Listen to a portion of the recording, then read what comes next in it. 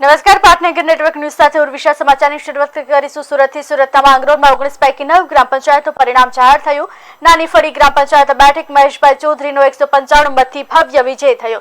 પાનીથા ગ્રામ પંચાયત બેઠક પર બાલુભાઈ સોલંકી વિજેતા. ઝરણી ગ્રામ પંચાયત બેઠક પર રેખાબેન ચૌધરી વિજેતા થયા.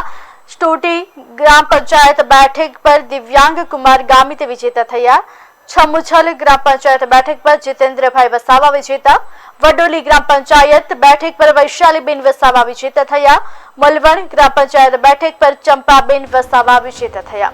પાતાલદેવી ગ્રામ પંચાયત બેઠક પર વિપુલભાઈ ચૌધરી વિજેતા થયા.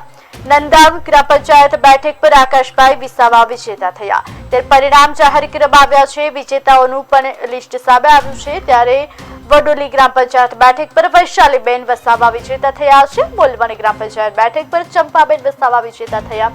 પાતાલદેવી ગ્રામ પંચાયત બેઠક પર વિપુલભાઈ ચૌધરી વિજેતા થયા. નંદાવ ગ્રામ પંચાયત બેઠક પર આકાશભાઈ વસાવા વિજેતા થયા.